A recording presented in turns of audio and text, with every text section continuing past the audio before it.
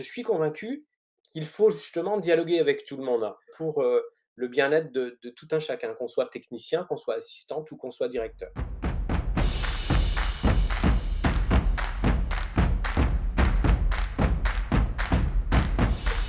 Bonjour, je suis Philippe Lepage. J'ai effectué une vingtaine d'années, les mains sous le capot dans la maintenance courant fort, électrique, hein. Et puis, j'ai bifurqué pour être, opérateur de conduite, de transport gaz au terminal méthanier de Montoire. Je suis à la CGT depuis, toujours. Petit à petit, en plus d'être, adhérent, je suis devenu militant et également investi dans les, instances représentatives du personnel. En 2014, on m'a aussi proposé, heu, de devenir administrateur du groupe en plus, parce que je tenais à le garder, d'être administrateur de ma filiale et d'avoir toujours ce contact du terrain.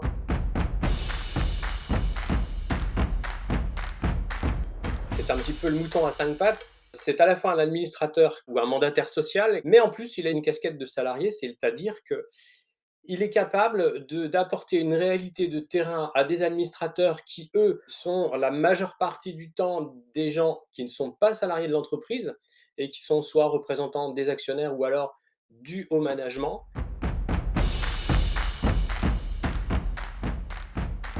Il arrive qu'une décision qui est, tranchée par, le management de l'entreprise et portée, à une décision du conseil d'administration, cet apport du terrain puisse permettre, de, revoir la copie. J'ai un souvenir qui est particulièrement, je dirais, représentatif.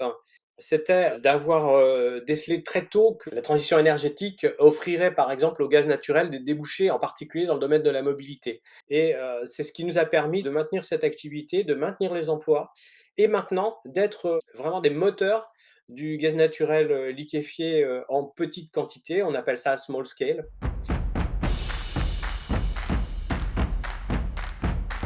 L'avantage que l'on a dans cette élection, très concrètement, c'est notre maillage territorial. Par exemple, il y a un projet gigantesque solaire, photovoltaïque, en Aquitaine qui s'appelle Oriseo. Ce projet a fait l'objet d'un débat public qui est porté par la Direction générale énergie-climat, la DGEC, et la CGT, justement, avec son maillage, hein, est le seul syndicat qui a pu consulter toutes ces bases, à la fois locales, territoriales, nationales, et qui a pu rendre 2 cahiers d'acteurs en argumentant avec, les gens de la construction, les gens de l'énergie, les gens du bâtiment, du bois, de l'ameublement et en fait, on a réussi à fédérer plusieurs avis. C'est bien là la force de la CGT dans ce type de débat.